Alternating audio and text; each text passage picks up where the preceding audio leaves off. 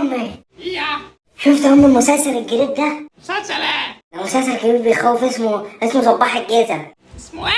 صباح الجيزة. ابن الهبله ده اسمه سفاح الجيزه. ايوه، هو البتنجان اللي انت قلت عليه ده. عارفاه.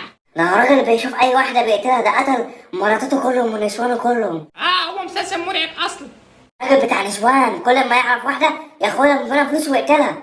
ده ابن كلب جعبي زي ابوك كده بتاع نسوان، بس ابوك بتاع نسوان بس بيقتلهمش. ده مسلسل بيخوف خالص، انا اول ما شفته كده خفت. ده الناس كلها بتتفرج عليه. كيف انا ابوك يتفرج على المسلسل ده ويبقى زيه والله العظيم يا عم. اني كيف ما رحنا تشني بحاجه من ضهري كده وانا مش واخده بالي، يقتلني ويدفني تحت التراب. ايه ده؟ نهار ازرق، انت سامع لنا سامعايا؟ سامع. دي نفس الاغنيه اللي في المسلسل، انا نهار ازرق مين اللي مشغلها؟ ابويا امي، لا يكون ابويا امي بقى صباح الجيزة هو كمان.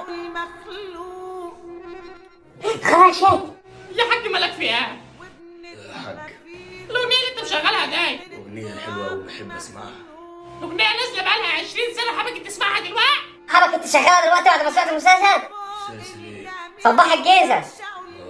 مسلسل حلو، أنا بحب أتفرج عليه.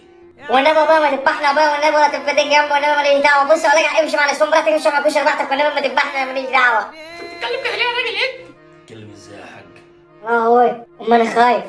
وانا كمان خايفه يا. نيجي نهرب تحت، شكله هيبقى عامل زي صباح الجيزة. إذا ما قال خلاص شيء، ده حاطط نفس النغمة بتاع التليفون. نغمة حلوة أوي يا حاج، بحب تقطع التليفون. لا انت ما تقعدش معاك، سلام عليك. ابويا خدي معاك والنبي هو ما تسيبنيش. رايحين في إيه؟ السلام يا حبيبي، انت عايز تذبحني لامي؟ الخطة نجحت. أروح أكلم أم كشري بقى تجيلي.